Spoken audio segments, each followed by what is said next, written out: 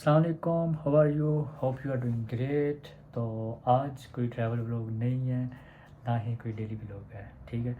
तो आज मैं आप लोगों से एक बहुत ही अच्छी अपॉर्चुनिटी शेयर करने जा रहा हूँ जर्मनी में, अगर आप मूव होना चाहते हैं। तो इस अपॉर्चुनिटी से पहले जो जर्मनी में आने के रास्ते थे वो था, पहला स्टूडेंट वीज़ा, किसी जर्मन यूनिवर्सिटी में एडमिशन लें और स्टूडेंट वीज़ा लेकर जर्मनी आ जाएं। दूसरा था जॉब सर्च वीज़ा, आपको 6 मंथ के लिए जॉब सर्च वीज़ा मिलता था, अभी भी मिल रहा है। तो उसमें आप जर्मनी आके स्टे कर सकते हैं, लेकिन आप जॉब नहीं कर सकते थे, आपको अपने एक्सपेंस खुद बियर करने होते थे। और तीसरा था जॉब वीज़े पे आप आ सकते थे, आप किसी जर्मन कंपनी में अप्लाई करें, जॉब लें, वो आपको जॉब लेटर देगी, तो उस जॉब लेटर की बेस पे आपको वीज़ा मिल जाएगा और आप जर्मनी में हो जाते थे। तो फोर्थ जो था रास्ता वो था बिज़नेस इमिग्रेशन, आप इधर इन्वेस्टमेंट करें, बिज़नेस ओपन करें और आप बिज़नेस के थ्रू आ सकते थे। फोर ये प्रीवियस रास्ते थे, जो अभी भी रास्ते हैं। तो अब जो न्यू रास्ता है जर्मनी आने का वो है अपॉर्चुनिटी कार्ड, जिसको चांसर कार्ड कहा जाता है जर्मनी में। और इस अपॉर्चुनिटी कार्ड को अवेल करना इजी है, और ये एक पॉइंट बेस्ड सिस्टम है, ऑस्ट्रेलिया और कनाडा की तरह, ठीक है। तो इसका इसके कुछ अच्छे पहलू हैं जिसकी वजह से ये काफ़ी फेमस है, लोग इसको बहुत पसंद करते हैं। तो उनमें से सबसे पहले ये है कि आपको ये मिलेगा वीज़ा 1 साल के लिए, ठीक है। और इसमें आपने 1 साल जर्मनी में स्टे करना है, आप पार्ट टाइम जॉब भी साथ कर सकोगे। तो जो जॉब सर्च वीज़ा था ना 6 मंथ का, उसमें आप जॉब नहीं कर सकते थे, ठीक है। तो उसकी वैल्यू ख़त्म हो गई, तो अब इसकी वैल्यू बढ़ गई। क्यों? क्योंकि ये एक तो है 1 साल के लिए आपको मिलेगा, और सेकेंडली आप इसमें जॉब भी कर सकेंगे, ठीक है। तो ये अभी लाइक पास हुआ है इन जर्मनी की इमिग्रेशन ने ये रूल पास कर दिया है, लेकिन अभी वीज़ा मिलना स्टार्ट नहीं हुआ। तो वीज़ों का जो प्रोसेस है वो एक्सपेक्टेड है कि 2024 के शुरू में शुरू हो जाएगा, ठीक है। तो अभी एम्बेसीज वगैरह वीज़े इशू नहीं कर रही, तो प्रोसेस लाइक जर्मनी में डॉक्यूमेंटेशन बहुत ज़्यादा होती है, तो इसका लाइक कहने की प्रोसेसिंग हो रही है। तो एनी हाउ, तो इसको एक्सप्लेन कर दूँ मैं, तो इसमें 6 पॉइंट्स जस्ट आपको रिक्वायर्ड हैं, फिर आप एलिजिबल होंगे, फिर आप अप्लाई कर सकेंगे।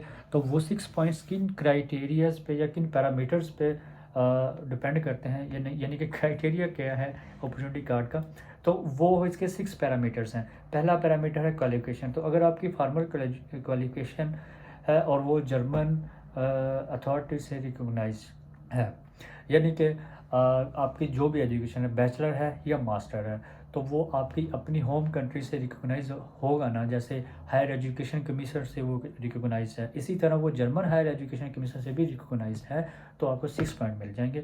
अगर नहीं जर्मन एजुकेशन अथॉरिटी से रिकोगनाइज, तो आपको 3 to 4 पॉइंट मिलेंगे।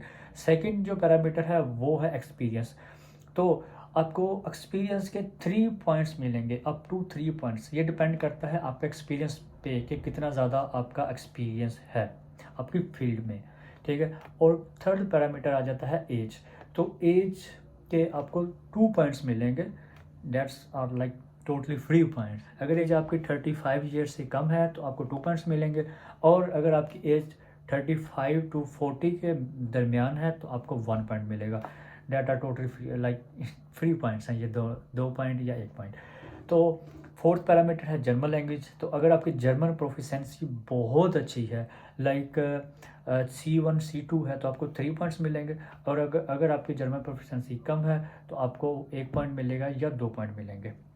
तो इसके बाद बात की जाए फिफ्थ पैरामीटर की, वो है स्टे इन जर्मनी। अगर आपने अपनी प्रीवियस लाइफ में जर्मनी में एटलीस्ट 6 मंथ स्टे किया है तो इसका भी आपको 1 पॉइंट मिलेगा।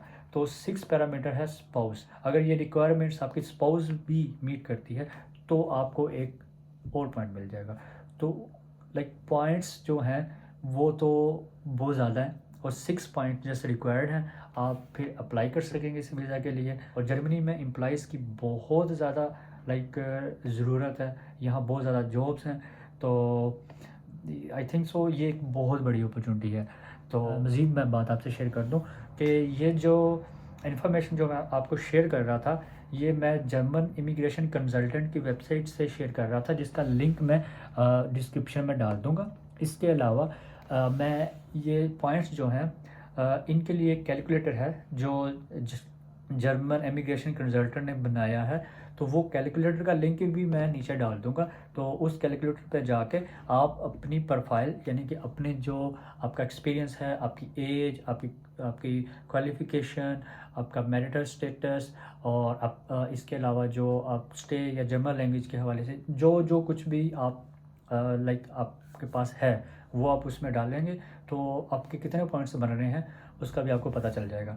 तो आई डोंट थिंक सो कि अगर आपके पास बैचलर या मास्टर डिग्री है तो आपकी रिक्वायरमेंट नहीं मीट करेंगी, ईजीली मीट कर जाएंगी। और आप जर्मन लैंग्वेज आप अभी से सीखना स्टार्ट कर देंगे तो ये एक अच्छी चीज़ है, क्योंकि ये भी एक स्किल है जो इधर आके आपको फ़ायदा देगी। तो उम्मीद करता हूँ कि मैंने सब कुछ अच्छे से क्लियरली डिफ़ाइन कर दिया। मज़ीद आप जाके इस साइट पे जिसका लिंक मैं नीचे वीडियो की डिस्क्रिप्शन में डाल दूंगा, आप विज़िट करके अच्छे से डिस्क्रिप्शन खुद से भी पढ़ सकते हैं। और 2024 के शुरू में हम उम्मीद करते हैं कि ये वीज़ाज़ मिलना स्टार्ट हो जाएंगे, क्योंकि इमिग्रेशन ने ये लोग पास कर दिए लेकिन वीज़ा मिलने अभी शुरू नहीं हुए हैं। तो जैसे ही एम्बेसीज़ में वीज़ा मिलने शुरू होंगे तो अपॉइंटमेंट बुक कीजिएगा और जर्मनी में आने की तैयारी कीजिएगा।